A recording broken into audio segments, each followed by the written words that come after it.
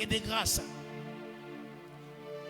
Et le deuxième terme qui nous réunit, c'est que dans ce terme, il y a aussi la présence de la loi.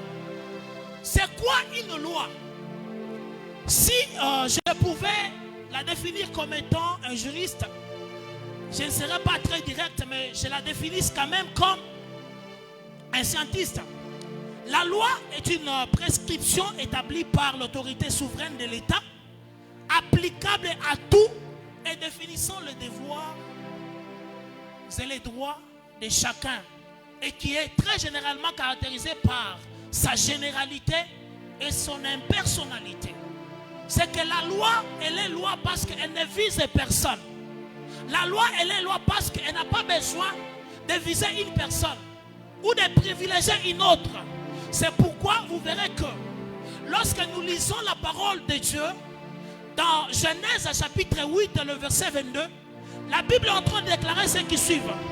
Tant que la terre subsistera, la semaille et la moisson, et vous verrez que tant que la terre subsiste, l'homme a besoin de s'aimer. Tant que la terre subsiste, l'homme a besoin de moissonner. Tant que la terre subsiste, l'homme a besoin de la pluie de Dieu. Et la loi de Dieu étant impersonnelle, c'est comme ça que la pluie de Dieu ne frappe pas seulement les champs des méchants, ou moins encore les champs de ceux qui craignent Dieu, mais la pluie de Dieu est en train de frapper dans tous les champs, sans toutefois choisir qui est meilleur, qui ne l'est pas. Merci Seigneur. Vous comprendrez que la loi étant impersonnelle, ne visant pas une personne, ne visant pas un homme, la loi permet à ce que tout celui qui a commencé par comprendre cette loi de s'aimer, la personne qui s'aime directement a l'obligation de mentionner. C'est pourquoi la loi étant impersonnelle, elle n'a pas besoin de choisir une certaine catégorie de personnes pour être appliquée à celle-ci. Toujours dans le même ordre d'idées, avant de prendre la semaille, je prends d'abord la moisson. C'est quoi une moisson? La moisson, c'est l'action de récolter le grain d'autres plantes à épis. La moisson, c'est l'heure où celui, le semeur qui a sémé, se rend dans son champ pour récolter ce qu'il avait sémé autrefois.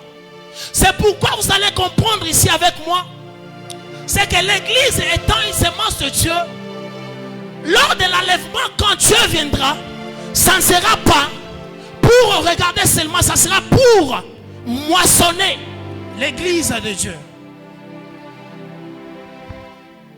Et la semaille, notre dernier terme qui compose notre thème, c'est la semaille.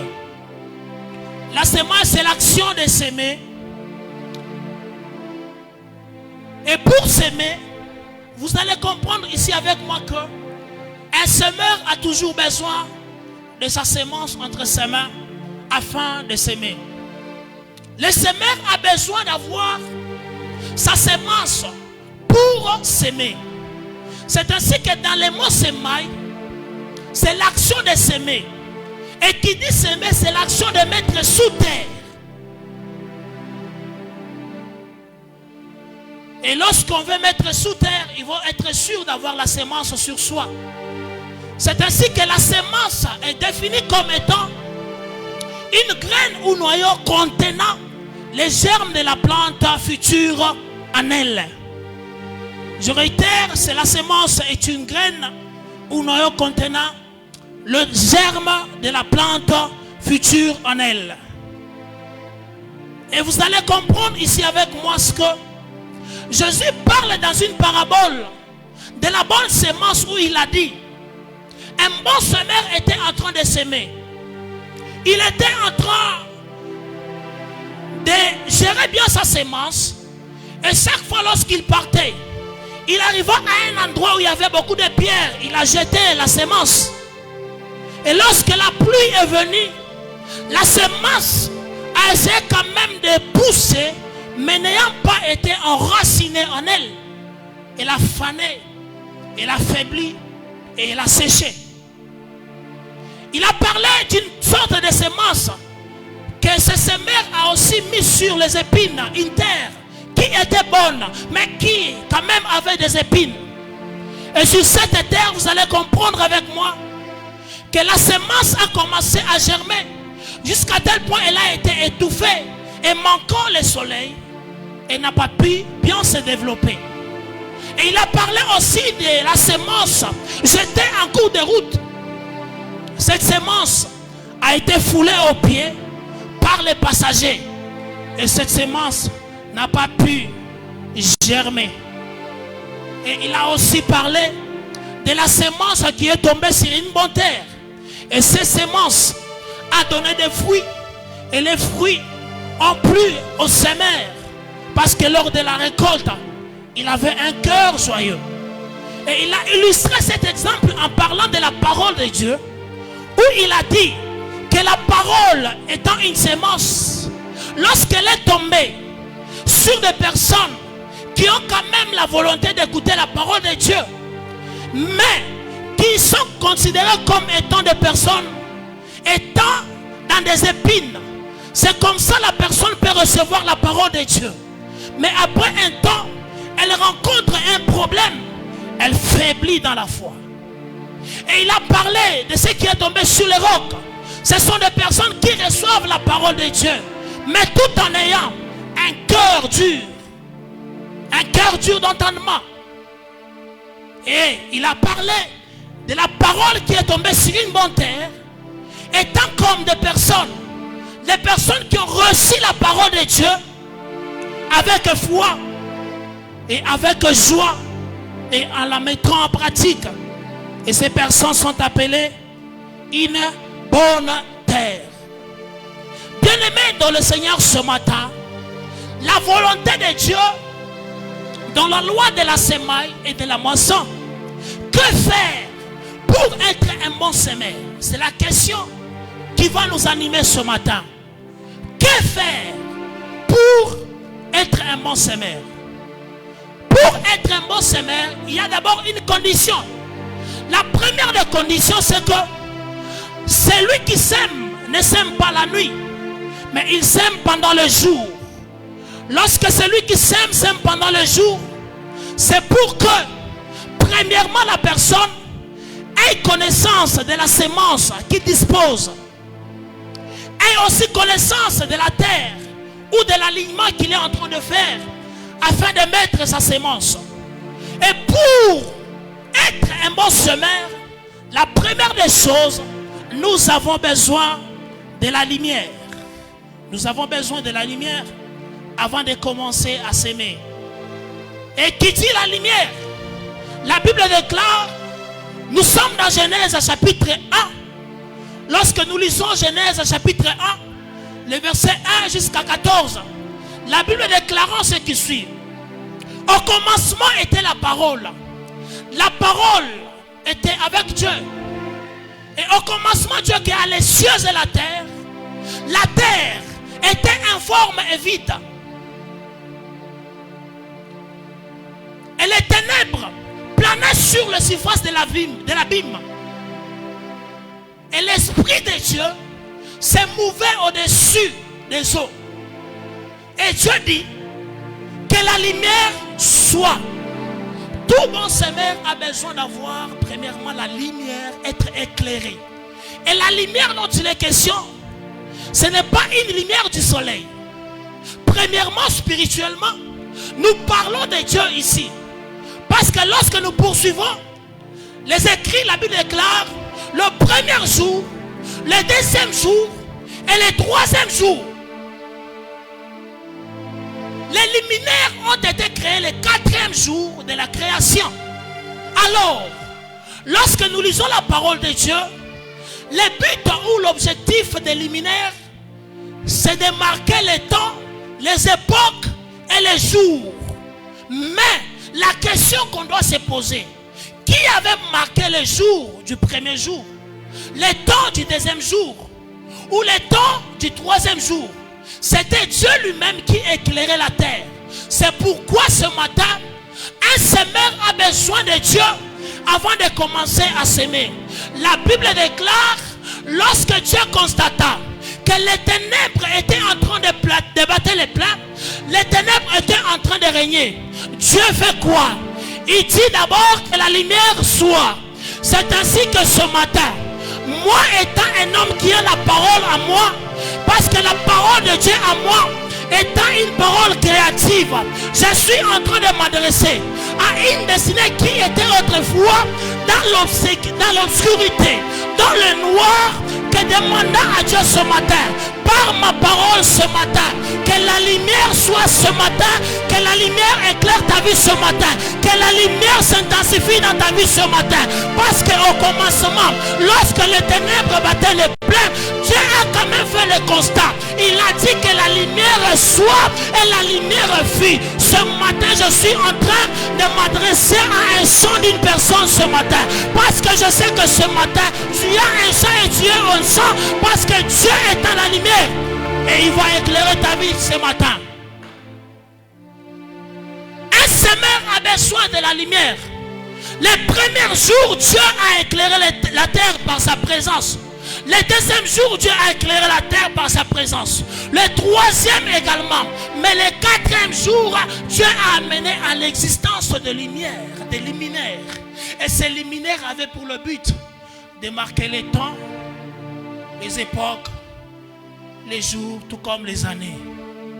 Bien-aimés dans le Seigneur, un semeur éclairé doit nécessairement prendre connaissance de quelques conditions qui vont lui permettre d'être un bon semeur et d'avoir aussi de bons résultats. C'est ainsi que ce matin, la première des conditions que le semeur doit avoir, premièrement, c'est de savoir s'il est en possession d'une bonne sémence. Tu peux noter? Première condition, le semeur a besoin de savoir la qualité de sa sémence, de veiller sur la qualité de la sémence qu'il a entre ses mains, parce que c'est la qualité de la sémence que tu possèdes qui détermine ta récolte ou ta moisson. Tu ne peux pas espérer moissonner ou récolter sans toutefois avoir tenu compte de la qualité de la semence que tu possèdes. Et parlant de la qualité, toute semence doit être vivante entre les mains du semeur avant d'être déclarée mort sous terre. C'est pourquoi ce matin j'aimerais dire à quelqu'un, la semence elle est une semence lorsqu'elle vit encore. La semence elle est une semence lorsqu'elle vit encore. Parce que la semence qui est entre les mains du semeur permet à ce que les semeurs ne puissent pas être là en train de regarder la semence qui est entre ses mains. Mais lorsque le semeur détient la semence qui est entre ses mains, son regard, son focus reste fixé sur la récolte qui est en train de voir dans le futur certain. La qualité de la semence, premièrement, un semeur a besoin de veiller sur la qualité de la semence qu'il possède avant de procéder à s'aimer. Lorsque nous parlons de la qualité de la semence, vous allez comprendre ici avec moi que toute semence se trouvant entre les mains du semeur est déclarée dorénavant morte, parce que le semeur ne voit plus la semence qu'il possède entre ses mains, mais il voit une possible récolte, une possible moisson qui lui attend dans les jours qui viennent. Cependant que la semence est entre ses mains, mais lui, ayant en lui les yeux de la foi qui lui permet de voir dans un futur qui semble être incertain, mais il se dit que la semence que je possède, parce que j'ai la confiance de cette semence et j'ai au moins cette certitude que dans le futur prochain, j'aurai de bons résultats. C'est pourquoi j'aimerais dire à quelqu'un ce matin, un semeur qui a confiance en la qualité, qui a veillé sur la qualité de sa semence est un homme de foi. Parce que un semeur ne peut pas semer sa semence et rester là en train d'intercéder pour que la semence puisse pousser. Parce qu'un semeur, lorsqu'il dépose la semence sous terre, il se dit, je rentre à la maison parce que je sais que la qualité que j'ai mis sous terre, ça va pousser. J'aimerais dire à quelqu'un ce matin, tu as assez semé dans la vie des gens, tu as assez semé sur la terre des gens, tu as assez semé sur la vie des gens. J'aimerais te dire ce matin, la semence que tu as semée étant bonne et difforme, espère toujours, garde la foi, parce que ta semence finira par germer, parce que ta semence finira par te donner des bons résultats. J'aimerais rassurer une personne ce matin, car la qualité de la semence que tu as semée détermine aussi ce que tu dois avoir. Mais les questions ici qu'on va se poser, c'est d'avoir la foi, la vigueur, la détermination. C'est ce qui fera de toi un bon semeur. Bien-aimé dans le Seigneur, toute semence est un sacrifice. Toute semence est un sacrifice. Parce que un semeur peut avoir faim, mais il se dit quand même, j'accepte aujourd'hui de dormir affamé pour que demain je puisse récolter. Bien-aimé dans le Seigneur, retenez que tout sacrifice est une semence. Et toute semence est un sacrifice. C'est pourquoi Christ étant lui-même une semence de Dieu pour l'humanité, la Bible déclare au travers les sacrifices qu'il a fait, la terre entière a été sauvée par les sacrifices qu'il avait fait. C'est ainsi que ce matin, je sais que tu as beaucoup semé. Et la semence que tu as semée constitue des sacrifices pour ta vie ce matin. Je prie et je le déclare. À dater de maintenant, les personnes dans la vie de quelle tu as semé ce matin, que la main de Dieu touche le cœur, le corps, l'esprit de ces personnes qui se souviennent de toi ce matin.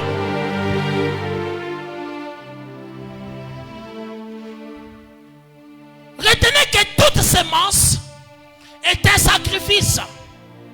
Comme un sacrifice aussi est une semence. Et il y a de ces personnes qui n'ont pas quand même semé de l'argent, qui n'ont pas donné des choses, mais ils doivent seulement donner le temps à Dieu. Bien-aimé dans le Seigneur, il y a des sacrifices au-delà de ce que tu vois, au-delà de ce que tu peux imaginer. L'effet seulement de rester ici, peut-être tu avais une affaire qui allait te coûter des millions, mais tu te dis que je dispose de mon temps pour Dieu. Bien-aimé dans le Seigneur, lorsque vous lisez Ephésiens chapitre 5, les versets 16 à 17, la Bible déclare: rachetez les temps car les jours sont mauvais. Les temps peut constituer une semence pour une personne qui n'a rien à donner, mais qui se dit: je dispose de mon temps pour que Dieu envoya que j'ai disposé mon temps, qu'il se souvienne de moi. La Bible déclare que celui qui sème peu moissonnera aussi peu, mais celui qui sème abondamment, il moissonnera. On n'en est pas encore là ce matin. Bien-aimé dans le Seigneur, la qualité de la semence, c'est ce qui compte pour un bon semeur. Parce que celui qui veut voir une bonne moisson doit veiller sur la qualité de la semence. Bien-aimé dans le Seigneur, lorsque nous parlons de la qualité, la Bible me ramène dans Genèse chapitre 30, le verset 38 à 39. Ici vous allez voir que les brebis de Jacob ont été achetées et marketées. Je peux lire. La Bible déclare ce qui suit. Puis il plaça les branches qu'il avait pelées dans les auges, dans les abreuvoirs, en face des brebis qui venaient boire, pour qu'elles entrent en chaleur en venant boire. Les brebis entraient en chaleur après des branches et elles faisaient des petits rayés. Vous allez comprendre ici que Laban avec Jacob, ils avaient des tyrannies concernant les troupeaux. Parce que Jacob avait compris dans la dernière minute qu'il n'avait presque rien. Qu'est-ce qu'il fait? Il a fait en sorte que les brebis qui étaient loin, et il a observé les pélages, où il a coupé des plantains, des manguiers et autres choses, où il a fait en sorte que tous les brebis qui buvaient dans les abreuvoirs puissent entrer en chaleur. Et lorsqu'ils entraient en chaleur, ils pouvaient donner des petits qui étaient rayés, pour marquer la différence entre les brebis de Laban et celui de Jacob. J'aimerais dire à quelqu'un ce matin, nous avons parlé de la parole de Dieu comme étant une sémence. Et nous avons parlé de la qualité pour qui le semeur doit nécessairement veiller. C'est pourquoi j'aimerais dire ceci ce matin. La première des choses, c'est que la parole que tu entends détermine la vie que tu es appelé à avoir. Donc, tu dois non seulement veiller sur la qualité de la semence que tu vois avec les yeux, mais tu dois aussi veiller sur la qualité d'enseignement qui entre dans tes oreilles. Parce que c'est la qualité d'enseignement que tu reçois qui détermine la vie future que tu es appelé à avoir. Parce qu'un homme de foi ne donne pas ses oreilles à n'importe qui. Un homme de foi ne donne pas ses oreilles à n'importe qui. La parole que tu entends détermine la vie que tu es appelé à avoir. Parce que c'est l'eau que tu bois qui détermine les pélages que tu dois nécessairement avoir. C'est la qualité que les semeurs doivent veiller au-dessus. La deuxième des choses, pour être un bon semeur, que faire? Premièrement, après avoir veillé sur la qualité de la semence, il faut aussi veiller sur la qualité de la terre. La qualité de la terre. Je nous ai plutôt expliqué que Christ a illustré par un exemple, disant que il y avait une parole qui était tombée sur les roches, l'autre est tombée sur les épines. Il y avait la semence qui est tombée aussi en cours de route, et il y a aussi une semence qui est tombée sur la bonne terre. Donc, un semeur est celui qui veille sur la qualité de la terre. Bien-aimés dans le Seigneur, ici lorsque nous lisons de Rois, chapitre 2, le verset 19, la Bible déclare ce qui suit. Et les hommes de ville de Jéricho dirent à Élisée, tu vois que l'emplacement de la ville est bon. Tu ne vois pas que l'emplacement de la ville est bon. Premièrement, comme mon Seigneur le voit. Et il dit encore, mais les eaux sont mauvaises et la terre est stérile. Bien-aimé dans le Seigneur, ce n'est pas partout où on doit s'aimer. Ce n'est pas dans n'importe quelle terre tu peux s'aimer. Il peut s'avérer que tu as une bonne qualité de la semence, mais tu n'as pas une bonne qualité de terre. Mais la terre est stérile. Mais la terre dévore ses habitants comme dans Josué. Mais la terre ne te permet pas à ce que lorsque tu places ta semence sous la dent, que cela puisse germer. Bien-aimé dans le Seigneur, ce matin j'aimerais dire à quelqu'un que la qualité de la terre que tu possèdes détermine aussi la capacité à ta semence de germer et de porter des fruits. Bien-aimé dans le Seigneur, lorsque les hommes de la ville de Jéricho dirent à cet homme de Dieu, Élisée, que tu ne vois pas l'emplacement est bon, mais quand même la qualité de la terre est stérile. J'aimerais parler à des hommes ce matin. J'aimerais aussi m'adresser à des personnes matures ce matin. Manaïm est une terre. La personne qui est à côté de toi est une terre. Les hommes qui t'entourent, ça et là, sont des terres. Tu te demandes, tu te poses des questions. Est-ce que je peux s'aimer dans quelle terre? J'aimerais te rassurer d'une chose. Il peut paraître que la personne sur qui tu veux s'aimer, mais cette personne paraît un peu bien, mais c'est quand même dans la vie de cette personne que tu dois s'aimer. Parce que la terre peut sembler être bonne, mais elle n'est pas bonne. Parce que la qualité ou encore l'emplacement de la ville était rassurant, mais cependant la terre était stérile. J'aimerais dire à quelqu'un ce matin, parce que je sais que toi, tu es un semeur averti et tu choisiras une terre qui n'est pas stérile. Ce matin, je prie demandant à Dieu, si ta terre était en train de devenir stérile ce matin, je prie et je demande à Dieu qu'il fasse pleuvoir la pluie du printemps, en point d'arroser ta terre et de la rendre fertile. Parce que ce matin, tu as besoin de s'aimer, tu as besoin de voir les résultats de pourquoi tu as semé ce matin. C'est ainsi que je prie que si ta terre était en train de devenir stérile, que Dieu la rende fertile. Je prie ce matin que si ta terre était en train de devenir sec, la terre peut être ton travail, la terre peut être ton entreprise, la terre peut être la misère qui te frappe.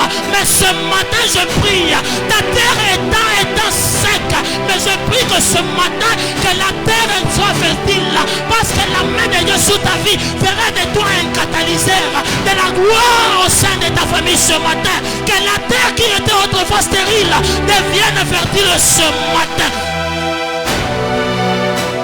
La terre peut sembler bonne, mais quand bien même elle est fertile, elle est stérile. C'est le cas avec 2 Rois chapitre 2, le verset 19. Bien-aimé dans le Seigneur, un bon semeur veille d'abord sur la qualité de la sémence et la qualité de la terre. Troisièmement, un bon semeur veille sur la quantité de la sémence.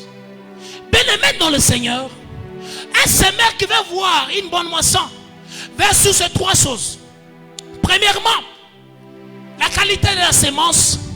Deuxièmement, la qualité de la terre où s'aimer. Troisièmement, la quantité de la sémence. Bien-aimé dans le Seigneur, la Bible déclare que celui qui sème peu moissonnera peu. Celui qui sème abondamment moissonnera abondamment. Certes, oui, tu as besoin de moissonner. Comment est-ce que tu sèmes? Certes, oui, tu as besoin de voir un avenir glorieux. Quelles sont tes disciplines? Certes, oui, tu as besoin de voir Dieu t'élever. Quelles sont tes disciplines d'aujourd'hui? Parce que tes disciplines d'aujourd'hui constituent ton élévation de demain. J'aimerais dire à quelqu'un ce matin, la sémence que tu possèdes doit être en grande quantité pour rassurer la moisson. La sémence que tu dois posséder doit être en grande quantité pour rassurer ta moisson. Bien-aimé dans le Seigneur, il y a une vérité importante que j'aimerais nous dire. C'est que lorsqu'on a la main de Dieu sur soi et que l'on veille sur ces 3 choses, qu'est-ce que Dieu fait? Dieu est en train de faire ce qu'il a fait à Isaac. Car la Bible déclare dans Genèse chapitre 26 et le verset 12, Isaac a semé cette année-là dans ce pays-là et il recueillit les centiples.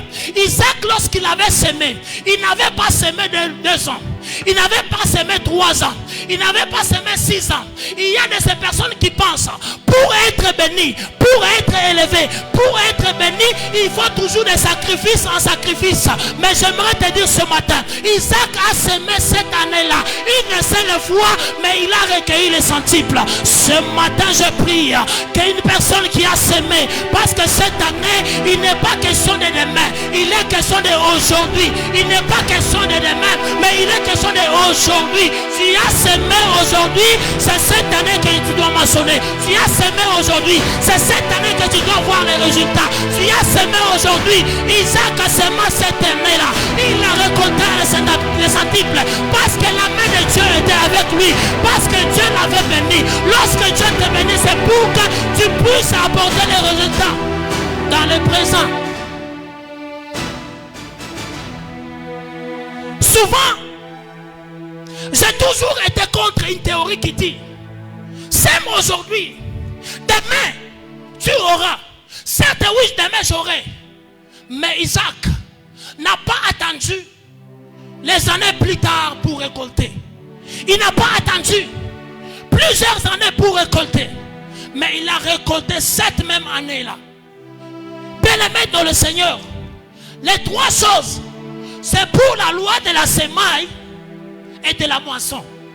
Maintenant, c'est quoi la volonté de Dieu sur la loi de la semaille et de la moisson? J'entre dans le vif de mon message ce matin. C'est quoi la volonté de Dieu dans la loi de la semaille et de la moisson? Bien-aimé dans le Seigneur, la volonté parfaite de Dieu, c'est de faire de l'homme une semence qui va germer en son sein d'autres semences, d'autres graines qui, à leur tour, porteront des semences, ainsi de suite. C'est ainsi que j'aimerais dire à quelqu'un, premièrement, la première semence que Dieu dispose, c'est son Fils unique. La volonté de Dieu dans la loi de la semaille et de la semence, de la moisson. Premièrement, il faut savoir c'est que Christ est la semence de Dieu pour l'humanité. Christ est la semence de Dieu comment? Parce que lorsque nous lisons les écrits, la Bible déclare ce qui suit. Il a tant aimé le monde, il a donné son Fils. On parle d'un seul Fils. Son unique, l'unique, il n'y a pas d'autre. Mais il a donné ses fils en rançon. Parce que les fils étaient une semence. C'est pourquoi, lorsque nous lisons Romains chapitre 8, le verset 19 jusqu'au 25e verset, la Bible déclarant ce qui suit. Et aussi la création attend la révélation des fils de Dieu. Au commencement, on n'avait qu'un seul fils, l'unique. Mais Dieu, par son amour, a donné ses fils comme une semence, une graine qui devrait lui produire par révélation des fils. C'est ainsi que lorsque nous lisons Romains chapitre 8, le verset 19 à 25, la déclaration qui dit ici, c'est que la révélation des fils de Dieu est évoquée parce que la création a été submergée dans la servitude par celui qui lui a soumise, et c'était notre père Adam. Bien-aimé dans le Seigneur, Christ est la semence du Père pour l'humanité. Deuxièmement, les disciples sont des semences de Christ pour toute la terre. Bien-aimés dans le Seigneur, les disciples ont reçu la mission. Lorsque nous lisons les écrits, il est écrit que allez faites de toutes les nations mes disciples. On n'a pas dit allez faire de toutes les nations des frères et des sœurs, mais allez faire de toutes les nations les disciples. Christ est la semence du Père pour l'humanité. Les disciples sont la semence de Christ pour engendrer des disciples. C'est pourquoi ce matin, j'aimerais te sortir dans une philosophie.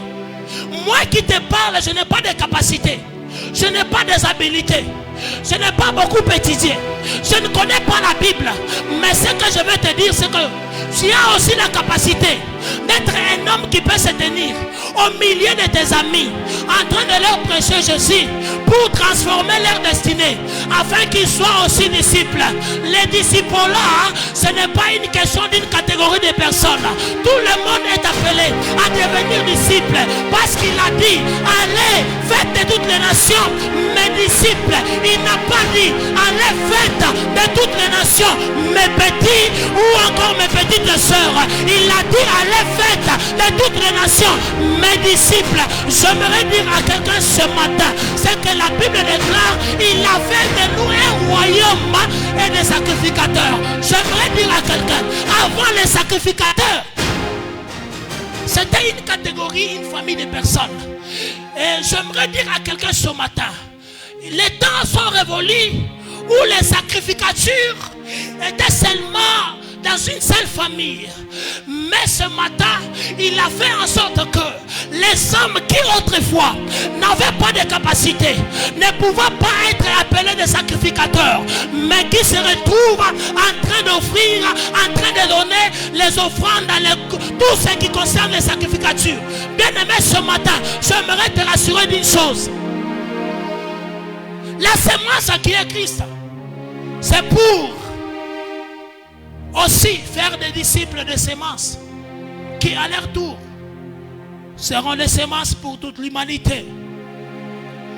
Bien-aimés dans le Seigneur, lorsque nous lisons Matthieu chapitre 28, les versets 18 à 20, la Bible déclare que allez, faites de toutes les nations des disciples, baptisez-les au nom du Père, du Fils et du Saint-Esprit.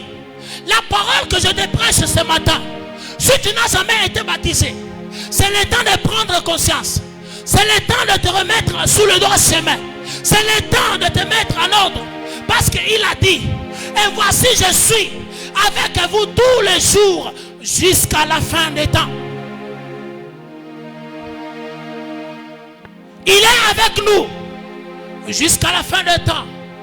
La volonté de Christ ou de Dieu, pour ou soit dans la loi de la semaille et de la moisson, c'est de faire de nous des semences et des semeurs qui doivent semer, non pour rabaisser les autres, mais pour ramener les autres à notre niveau. Parce que les disciples étaient disciples. Leur mission, leur mandat était d'amener l'église ou le chrétien à la maturité chrétienne, à faire devenir de ces personnes comme étant leurs frères à leur niveau. Cependant, en ces temps, l'évangile ou la philosophie qui se presse, c'est que on veut à tout prix que certaines personnes soient dépendantes de nous. Bien-aimés, tu peux avoir un bon cœur, donnant des choses aux gens, donnant des histoires aux gens, mais quand même eux aussi les bons cœurs, que ces personnes soient aussi comme toi. Que ces personnes soient aussi comme toi. Tu ne peux pas te lever le matin et tu te dis, je nourris tel, je fais tel pour tel, je sème dans la vie de tel. Mais quand il s'agit d'un boulot, tu mets de côté parce que tu ne veux pas que la personne devienne comme toi. Bien-aimé dans le Seigneur, on doit cesser cette culture de l'égoïsme. Car la semence, ou soit la volonté de Dieu, c'est de faire l'un devenir comme l'autre. Ce n'est pas de faire l'un devenir en dessous de l'autre. Non, ce n'est pas ça. Certes, oui, je suis là. Je vais te prêcher, mais je serai aussi content que demain tu tends ce micro et tu dis, Papa David, en tout cas Dieu m'a dit, il a dit telle et telle autre chose. C'est pourquoi notre Père a toujours dit, je ne suis pas le Saint-Esprit. Même quand je ne suis pas là, le culte doit être célébré. J'aimerais dire à quelqu'un ce matin, la présence de Dieu n'est pas conditionnée par la présence de ton voisin. La présence de Dieu n'est pas conditionnée par la présence de celui que tu crois. Mais la présence de Dieu, c'est ta disponibilité dans la présence de Dieu. Je prie et je demande ce matin que la grâce de Dieu puisse te catapulter ce matin.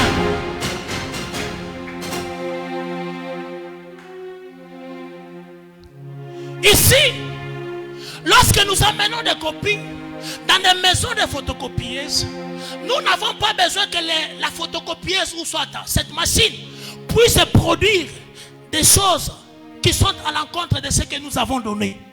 Mais nous avons besoin que cette machine nous produise ce que nous avons donné.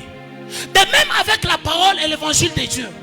Bien-aimé dans le Seigneur, la mission, c'est pour que toi qui es là, toi qui m'écoutes, après ce culte, que tu sois capable d'aller voir ton frère. Mon frère, il est temps. Tu dois aussi venir avec nous. Parce que la Bible me dit, quand Christ était dans sa mission, il ne rencontrait pas des gens par hasard, mais c'était des personnes prédestinées. C'est ainsi qu'au milieu de nous, il y a des personnes qui sont prédestinées à être rencontrées par nous. Cependant, nous sommes en train d'ignorer ce que nous sommes. La Bible me dit, il a fait de nous des dieux. Mais quand bien même c'est nous qui mourrons comme les hommes, parce que nous n'avons pas encore compris la philosophie de Christ. C'était de nous ramener à son niveau. C'était de dire à l'homme, ce que je peux, tu le peux aussi. N'est-ce pas? Il est écrit qu'Élie était un homme de la même nature que toi. J'aimerais dire à quelqu'un ce matin, Élie étant un homme de la même nature que toi, ce qu'Élie a fait, tu peux aussi le faire ce matin. Ce qu'Élie a fait, tu peux aussi le réaliser ce matin. Parce qu'Élie a prié et Dieu a fait descendre le feu sur la terre afin de consumer les sacrifices. J'aimerais dire à quelqu'un ce matin, Élie était un homme de la même nature que moi. Parce que je sais qu'Élie est un homme de la même nature que moi. Et la Bible n'est pas un livre d'histoire. Parce que tous ceux qui se rencontrent là-bas ont déjà vécu. Mais ce matin, je prie que la grâce de Dieu fasse de toi un homme qui va réécrire la Bible dans ta vie. Parce que la Bible, ceux qui ont écrit ne sont plus. Mais cependant, nous qui sommes là actuellement, nous pouvons aussi écrire notre Bible par nos actions. Et tout ce que nous sommes en train de faire, bien-aimé dans le Seigneur, tu dois comprendre une chose, que tu as une semence que Dieu a placée dans cette génération. Tu as une semence que Dieu a donnée à ce pays. Tu as une semence que Dieu a donnée à ta famille. Oui, dans ta famille, il n'y a pas de millionnaires, mais ça doit commencer par toi. Parce que dans la famille de Joseph, il n'y avait pas de gouverneur. Dans la famille de Jacob, il n'y avait pas de président. Mais ça devrait commencer par Joseph. Je parle à une personne ce matin. Certes, oui, c'est que tu cherches. Si tu n'as pas ce que tu cherches, sache que tu es ce que tu cherches. Parce que c'est toi qui dois sortir ce que tu dois voir. J'aimerais dire à quelqu'un ce matin que la grâce de Dieu sur ma vie puisse booster ta destinée ce matin. La volonté de Dieu dans la loi de la semaille et de la moisson. Ce matin, la volonté de Dieu, l'action que Dieu a posée, il a donné son fils. Son fils a donné les disciples. Et les disciples ont fait en sorte que de David, de Jérémie puissent être parmi les disciples. Bien-aimés dans le Seigneur, la deuxième des choses que tu dois savoir, hormis tout ce que nous avons énuméré comme étant des sortes de semences, il y a des gens qui ont vécu la main de Dieu, et il y a des semences, et il y a aussi des hommes semences, il y a aussi des hommes terre. Lorsque je parle des hommes semences, je suis en train de parler d'une certaine catégorie de personnes qui, lorsque elles sont dans une affaire, tout va très bien. Il y a des hommes que nous appelons des hommes semences. Bien-aimés dans le Seigneur, j'aimerais ici nous parler de quelque chose de beaucoup plus dur à avaler. La parole de Dieu est une semence. La parole de Dieu étant une semence. Si pour les uns la parole de Dieu est une semence, mais pour les autres, l'os ou les ossements d'Élisée, c'est aussi une semence. Bien-aimés dans le Seigneur, je suis dans Ézéchiel chapitre 37. La Bible déclare, la parole, la main de Dieu me saisit, me transporta dans une vallée qui était remplie d'ossements desséchés. Et Dieu lui dit, fils de l'homme, crois-tu que ces ossements peut-ils reprendre vie? Qu'est-ce que celui-ci lui dit? Père, tu le sais. Après il lui dit, parle à ces ossements, dis-leur de se constituer et de porter la chair et de devenir des êtres humains.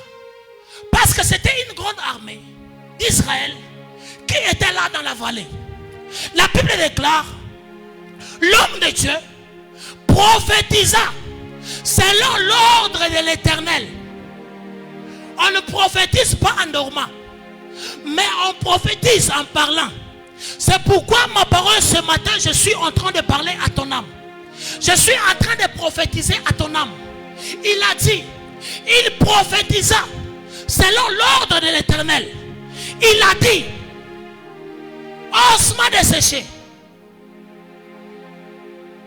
reprenez, constituez-vous, reconstituez-vous, soyez revêtus de la peau humaine et soyez là. Après, il est encore retourné vers Dieu. Maintenant qu'ils se sont constitués, que faire? Ce qui m'intéresse ici, Dieu ordonna même aux prophètes de dire, tu parles à l'esprit des 4 vents de venir habiter dans leurs esprits. Car je vois que c'est une armée, une grande armée, c'est la maison d'Israël. Après que le prophète ait fait cela, il lui dit quoi? Tu vois ces ossements? C'est l'armée d'Israël qui est en train de se lamenter, disant que le Seigneur nous a lâchés. Voici aujourd'hui nous sommes accablés. Nous sommes en train de mourir dans nos tombeaux. Et Dieu n'intervient pas.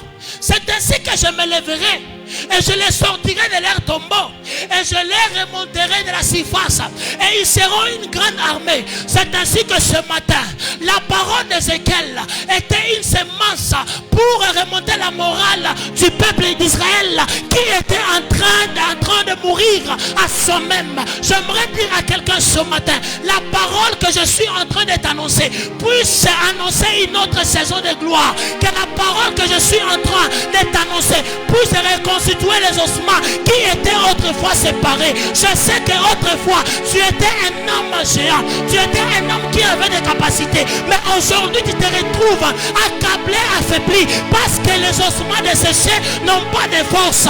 Mais ma parole ce matin puisse te redonner la joie que tu avais perdu autrefois. Mais ma parole ce matin puisse t'établir dans tes doigts comme au jour d'autrefois. Car la Bible déclare, la semence de Manoah a fait en sorte que l'ange qui était déjà parti, mais il se dit quand même avec l'autel que Manoah a semé, je dois redescendre. La Bible me dit, l'ange est descendu, que la gloire passée revienne dans ta vie à cause de la semence que tu es, à cause de la semence que tu représentes pour la vie de Dieu. Ce matin je déclare cela sur ta vie.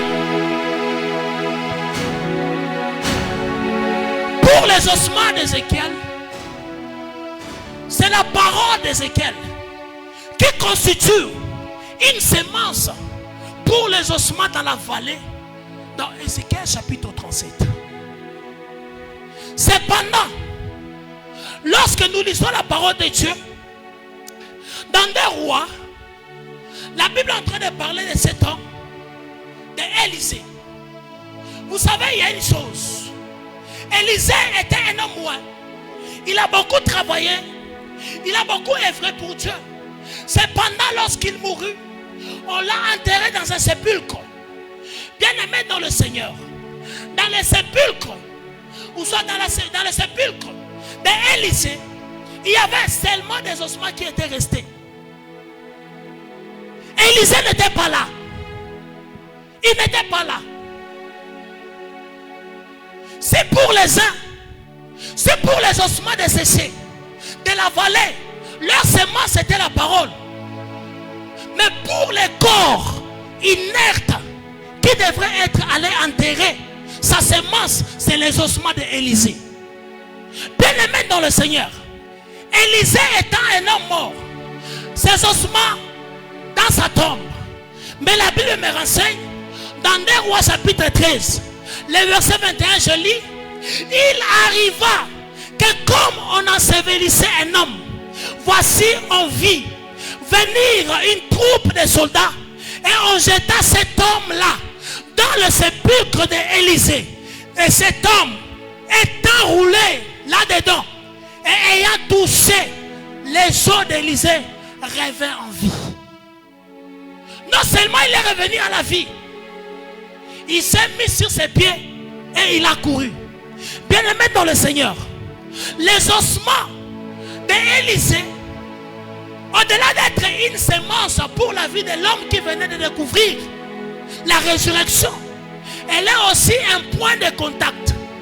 Parce que c'est le point de contact qui a permis au corps inerte, qui était mort, mais qui est entré en contact avec les ossements d'Élisée et qui a repris vie ce matin. J'aimerais dire à quelqu'un ce matin, il y a des hommes ce matin qui sont comme des ossements d'Élisée. Il y a de ces personnes ce matin qui sont comme des ossements d'Élisée. Je parle des hospices de vieillards. Il y a de ces endroits-là qui sont considérés vraiment éloignés comme étant des ossements. Parce que lorsque nous parlons d'une personne morte, lorsque nous parlons des ossements, c'est une personne qui est déjà passée à l'autre côté, mais qui de même a été jetée en dehors de la ville. C'est pourquoi vous verrez que lorsque une personne meurt, on ne le garde pas avec nous, nous allons le jeter. C'est ça la véritable version de fait. C'est pourquoi ce matin, il y a de ces personnes qui sont rejetées, mais quand même, c'est un point de contact. La volonté de Dieu, dans la loi de la semaille, veut que nous puissions être des points de contact positifs qui peuvent communiquer la vie. Car même dans la mort, Élisée a continué à communiquer la vie. Bien-aimé dans le Seigneur, c'est possible que la personne que tu vois à côté de toi n'a pas une bonne vie ce matin. C'est possible que la personne que tu vois à côté de toi n'a pas de forme. Parce que la Bible déclare dans Genèse chapitre 1 que Dieu a constaté que la terre était informe et vide. Mais quand bien même l'informe et le vide de la terre n'a pas empêché à Dieu de créer et de voir ce qu'il voulait voir. J'aimerais dire à quelqu'un ce matin, la personne qui est à côté de toi peut ne pas avoir une forme, mais c'est par lui que tu dois commencer. C'est par cette personne que tu dois toucher. Parce que la Bible déclare, quand Paul parle, il dit, nous qui sommes pauvres, mais nous enrichissons plusieurs. Parce qu'il connaissait qu'il avait ce que les gens cherchaient pour devenir riches. J'aimerais dire à quelqu'un ce matin, ne cesse pas de devenir une personne. N'arrête pas de devenir une personne. Il peut sembler que la personne que tu veux bénir n'est pas réellement ce que Dieu t'a dit. Parce que la terre fertile n'est pas frappant aux yeux, mais c'est le résultat après avoir semé qui fait en sorte que la terre dans laquelle on a mis la semence était fertile. C'est ainsi que ce matin, il y a de ces personnes qui sont des terres fertiles pour ta vie. Mais quand bien même tu négliges ces personnes, et toi tu veux seulement bénir celui qui est déjà béni, frère, ce n'est pas comme ça. Tu peux bénir même celui qui n'est pas béni. Tu peux bénir même celui qui n'est pas béni. Tu peux s'aimer même là où les gens négligent.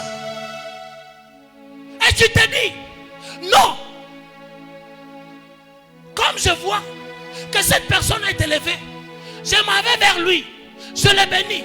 Frère, par moment, ta bénédiction est dans une personne qui est en train de passer un cours de route.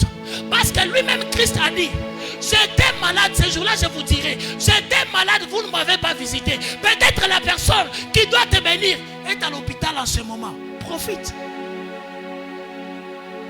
C'est là ta terre. Lorsque tu connais l'adresse de ta terre, tu connaîtras quand est-ce qu'il faut y aller. Parce qu'il peut sembler que ta terre est en voie de disparition et que tu ne le sais pas. Il peut sembler que la terre sur laquelle tu dois s'aimer n'est pas celle que tu convoites, mais cependant tu t'entêtes pour s'aimer. Bien-aimés dans le Seigneur, ayons la bonne foi, ayons de bonnes manières, soyons des personnes, bénédictions qui peuvent bénir des gens. Bien-aimés dans le Seigneur, derrière chaque homme béni, il y a des sacrifices, des douleurs pénibles que l'on ne sait pas rencontrer à une personne.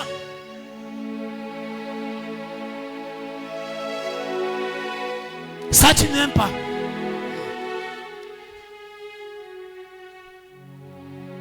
J'essaie de ce que je te parle. Christ lui-même a dit, j'étais en prison, tu ne m'as pas visité. Ayons la culture d'aller s'aimer dans des prisons. Puisque nous parlons de la volonté de Dieu, dans la loi de la semence et de la moisson, Dieu veut que nous puissions s'aimer. Dieu veut que nous puissions aller s'aimer. La semence, ce n'est pas seulement en vie. Il y a des personnes pour qui leur ministère, Dieu les envoie en brousse. Mais quand même, cette personne se dit, ah, je vais faire quoi là-bas? Frère, pour que Christ vienne, il y a une seule condition. On doit retrouver la brebis égarée. Peut-être la brebis égarée est à Lumata. Mais cependant, toi, on t'envoie à Lumata.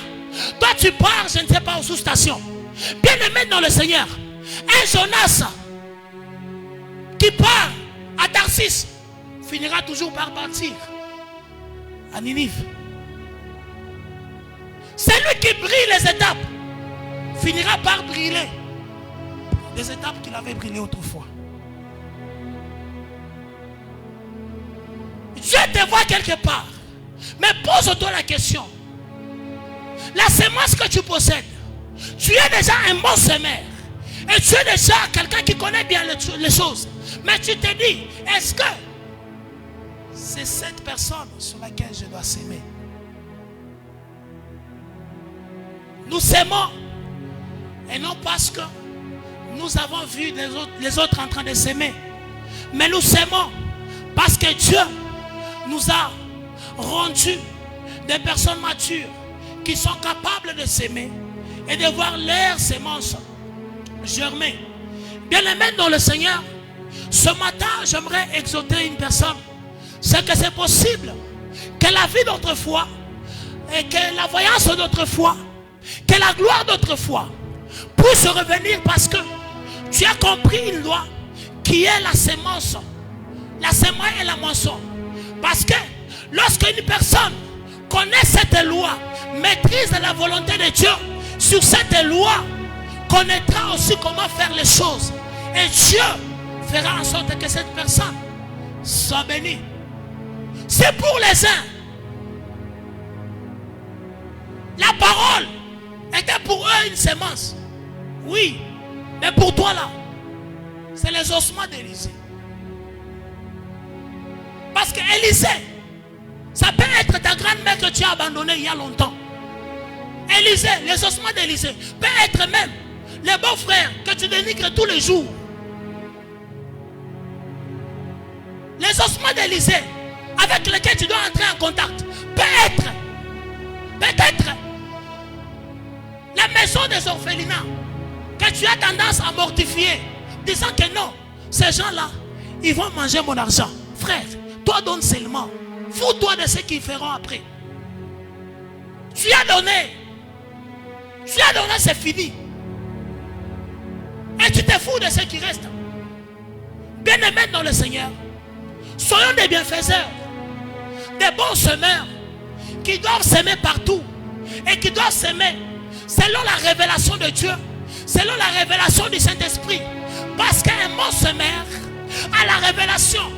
Un bon semeur, c'est une personne éclairée. Quand Dieu t'éclaire, tu sauras qu'est-ce qu'il faut faire et quand il faut le faire et pourquoi le faire. Bien-aimé dans le Seigneur, ce matin, je ne suis pas venu pour t'impressionner, mais je suis venu pour te dire ce qu'est la volonté de Dieu. La volonté de Dieu, c'est de voir un homme qui autrefois était une semence délaissée, mais que Christ a contaminé les germes pour que cette semence puisse encore reproduire des fruits. C'est pourquoi ce matin, je te suggère et je te supplie de suivre et de rester conforme à celui qui t'a créé. Car la volonté de Dieu, dans la loi de la semence et de la moisson, c'est de voir l'homme hériter les royaumes de Dieu. C'est de voir l'homme être détaché du royaume des ténèbres et de passer à la lumière. Et lorsque nous parlons de la lumière, nous parlons de Dieu qui est une véritable lumière. Ce matin, tu peux sembler avoir perdu le cas. Tu peux sembler avoir perdu la lumière. Mais ta conscience te reproche de quelque chose. De la même manière que lorsque nous lisons Luc 15, la conscience du fils prodigue lui a rappelé quand même si je suis en train de manger les carouges de cochon, c'est possible que je puisse retourner au Père. Il y a de ces personnes qui leur conscience leur disent quelque chose. Tu peux aller bénir cette personne, tu peux aller voir cette personne, tu peux aider cette personne, mais quand bien même nous sommes en train de nous entêter. Comment est-ce que nous pouvons devenir de bons chemins pendant que même les prédicateurs conscience, on ne l'écoute plus. Même les prédicateurs les plus puissants de la Bible est bafoué et foulé aux pieds. Et on se dit que nous sommes des dieux. Bien-aimés dans le Seigneur, nous sommes des dieux. Mais quand même, nous mourons comme des hommes. Il y a de ces choses pour lesquelles nous sommes en train de trembler. Et par moments, ces choses, ce sont des choses qui doivent nous accompagner. On se dit, j'ai besoin de l'argent. Mais cependant, il te dit, celui qui aura la vie éternelle, je lui donnerai les centiples. Mais toi quand même, tu abandonnes la vie éternelle et tu cours derrière les centiples. Frère, pose-toi la question. C'est quand tu as sémé. Quelle est ta sémence ce matin? Tu as un cœur pur ce matin. Peux-tu dire que je suis capable d'aider même une personne avec une somme de $100? Es-tu capable de venir en aide à une personne qui n'a pas de médicaments? Frère, nous sommes frappés aujourd'hui. Je ne vais pas parler ça au micro. Mais quelle est la disposition de ton cœur? Parce qu'après ici, nous allons faire une réunion. Qu'est-ce que tu feras après ici? Fais comme si c'était toi. Tu fais comme si c'était toi qui avait ces problèmes, qui mourrait aujourd'hui. Que voudrais-tu que l'on fasse pour toi? Que voudrais-tu que les gens disent? Bien-aimés dans le Seigneur, la Bible déclare, faisons aux autres ce que nous voulons que l'on fasse aussi à nous. C'est ça, un bon semeur. Faisons aux autres ce que nous voulons que l'on fasse aussi de nous. Christ n'a pas communiqué l'esprit d'égoïsme. Il a fait des disciples, il a fait des apôtres, des disciples, ses propres disciples. Mais quand même la qualité des disciples, il les avait donnés pour que, et aussi à leur tour, puissent faire d'autres personnes des semblables comme eux. Mais comment tu agis lorsqu'une personne est en train de monter? Comment tu te dis dans ton cœur? Qu'il redescende seulement, qu'il tombe seulement. On verra ce que deviendra son onction. Bien-aimés dans le Seigneur, ceux qui ont voulu la mort de Joseph n'ont pas eu raison devant Joseph, parce que Dieu était avec Joseph, parce que Joseph était la sémence de Jacob en Égypte pour garantir la survie de son peuple. Bien-aimés dans le Seigneur, tu peux ignorer une personne, cependant cette personne, elle est une sémence pour ta vie. Judas ne savait pas, Ruben ne savait pas. Mais quand bien même, l'Esprit de Dieu a soufflé en Judas. Et il a dit, au lieu de l'enterrer, au lieu de l'égorger, vendons-le seulement. C'est pourquoi Christ a été vendu. Pour que toi, tu aies la vie éternelle. Que Dieu nous bénisse abondamment.